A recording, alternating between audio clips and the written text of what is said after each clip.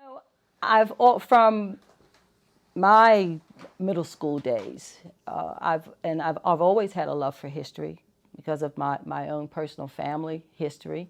Uh, but it didn't take me long to understand that Chestertown was a town of historical precedence.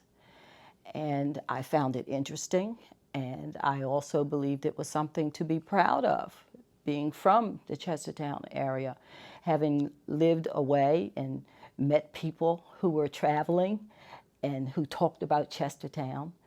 But what always just got me, got my goat was that there was never any information about African Americans. Absolutely nothing. And I knew personal stories and heard, stories coming down the line from many different families. And the best history of black people can be found right in the church. And I believe that that was just as important as anything else.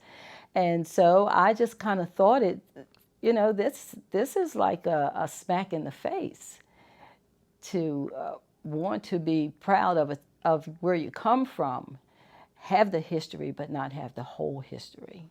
So Emma's story was something that I heard from my grandparents to my parents talk about Miss Emma Miller and her daughter Cecilia, or Celia as they called her, who was also in the school, and then Celia's daughter Thelma, who was also a teacher.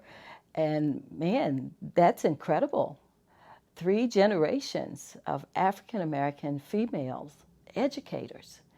The fact that they were women is one thing, and then that they were African American is a whole other thing, of importance and something to celebrate. So when it came to the name of the school, I certainly can understand and be equally as proud of the name of Garnet. But if it had not been for Emma, there would not have been a Garnet school. African American children would not have had the opportunity to be educated beyond the one-room colored schoolhouses, which went up to the 6th grade. That was it for them, unless they went away to other cities with other relatives or other people and bartered for their room and board. I'll work for you Yes, it is extraordinary. And in fact, I think one of the most extraordinary things is she was growing up on Calvert Street in Baltimore. And then she came to Chestertown, a long ways around, and built a home, married, built a home, and lived out her life on Calvert Street in Chestertown, just less than a half a block from where Garnet School sits now. So she was born in Baltimore? Born in Baltimore, born and raised in Baltimore. Oh, that's great. Yes. And it's apparent from the census and her school and the school records that she lived with an aunt and uncle. Because their residence would have been within walking distance to the school. Now she could have attended the Oblate School for colored girls as a boarder or as a day student. She was a day student, and her tuition was $1. Mother in Baltimore, yeah, she actually founded Mother Mary Lang. She founded the school. She began teaching students out of her home when she first came to Baltimore. The interesting thing about her is she was born in Cuba. Yes, in Cuba in 1794. And then there came the uprising, the slave uprising. She was born into a free family of wealth. Her father had a business, and when the uprising came, they moved and they went to Haiti. Now she spoke French fluently and she spoke Spanish. And I would imagine that she was about 24, 25 years old. I tried to do a little math to see By the time she came to the United States, old enough to come and venture out on her own, she was very well educated, and she started in South Carolina, where I could find her the first she was in South Carolina, and from South Carolina she went to Virginia, and then Virginia, along the way she ended up in Baltimore. Was she in a Catholic order? She was in a Catholic order. She was Catholic at the time. She had not become a nun yet, but she was in the Catholic order. She was raised in Catholic schools, and she was raised under the Catholic faith. But she began immediately, and she didn't take her long she had very good friends within that Catholic order. And they were not black. They were white. They were French. In fact, there was a man named Father Jobert who actually saw what she was doing when she began teaching children out of her home, along with another woman whose name I'm sorry I've forgotten, but I know she was there with her. She was actually a nun, and by this time I think what she was trying to do was to become a nun. She was in that study and in that process, but she began teaching children out of her home, which was in the Fells Point area. Emma was born in 1869. And Mother Mary Lang founded the Oblate School for Colored Girls in 1828. So by the time Emma got to school, she was pretty well up in age. But the greatest benefit is that her living quarters were on the premises of the school, and they remained there until she passed away. Even to this very day, Mother Mary Lang is a curriculum at St. Francis Academy, and has always been. There is not a student that comes through those doors that does not know what Mother Mary Lang did. Absolutely. She was Emma's luminary. She truly was. To me, it seems as though Emma came here to Chestertown, and she did exactly what Mother Mary Lang did in Baltimore. That's how strong, how deep the influence was. That's so cool. Yeah, and it's probably something she always intended to do, from having that influence, such a strong influence at such a young age. Yeah. But that's what she did. Yeah, there were the black schools, the one-room schoolhouses peppered throughout the county in the black communities, like the school at Wharton Point, and there was a school I don't know if there was a school in Butlertown at that particular time, but there was still a school in Coleman and Still Pond, because she began her first teaching job was at the Still Pond School.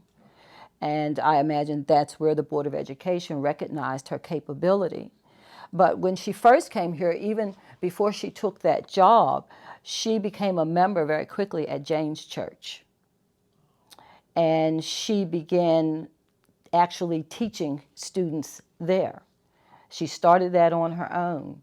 Now, I found a map, and I believe it's a map of 1890 something, 1892, and I saw that there was a colored school that has colored school on it, and it was in the area of Cannon Street, and it's also marked like a whole block that as colored housing. So I can imagine that might have been a school that Emma had started. They were recognizing it as that. It could very well have been the first school where the school was used as out of the parsonage that was the original Jane's Church before the fire. And that building now is on Calvert Street. It was moved to Calvert Street, right across the street from Emma's home. And the Historical Society actually put a plaque on it to recognize it for what it was. Well, when she left Hampton, when she graduated Hampton in 1887, well, here's the thing about that Hampton idea, as I was telling you about. by the time it was a 3-year required program, but by the time they finished it, their education was about the equivalent of grammar school compared to schools in the North. So it was still a grammar school education.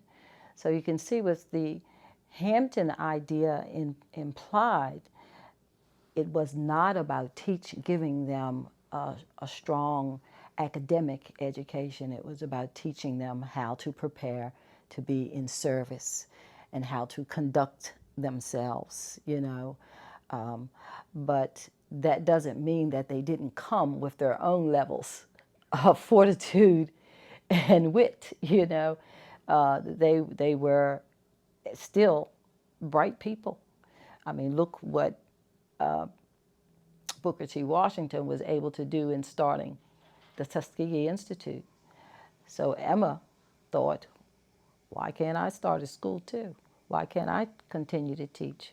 When she first left Hampton, she went to Talbot County, and she began teaching there. She married a man named George Demby, and she had 2 children, George Jr. and Cecilia. But Demby passed away along the way. And sometime after his death is when she came to Chestertown. And she met and subsequently married Daniel Miller and made her home on Calvert Street. And that's where she lived out her life. But as I said, she joined Jane's Church and right away began teaching children. I understand that there was a man by the last name Jenkins. I've not been able to find out his first name, but oral history is very strong in the African American community because who was really documenting or cared to document what? You know, we were not a race of people who were meant to, who were meant to intentionally survive. You know, we were counted amongst the chattel and the livestock. So no one was recording our history. Well, she became the supervisor. In fact, she was the county's first black supervisor. And that was in 1911 when she was hired by the County Board of Education to take on that job. And by 1915, the Garnet School was starting to be built. They had raised enough money to purchase land, and a plot of land was purchased from Wilbur Hubbard, which was just immediately across the street from Bethel Church. And in fact, Bethel Church was used as an annex classroom. And so by 1915, the school was built. So that means somewhere within that 4-year period, it didn't take her long to realize that something better beyond the 6th grade had to be provided for black children. So she had a plan. Well, from what I have read, it was a suggestion from one of the leaders at the Board of Education. One of the men at the Board of Education suggested that be the name of the school because he was the first black person to address Congress. He gave a sermon there. He was invited to give a sermon there after the passage of the 13th Amendment. So despite his other speeches, killed them all, you know. I guess people being from Kent County, you know, he and his family, they self-liberated themselves from they called it New Market, but what we now know as Chesterville. They self-liberated when he was about 9 years old, along with some other family members, and went to New York. Emma and Garnet's history should become a part of the curriculum at the schools, you know, and unfortunately, from what I find in questioning students and even some of the teachers that I've spoken to, they don't know this history. And you won't know it unless it's put out there. So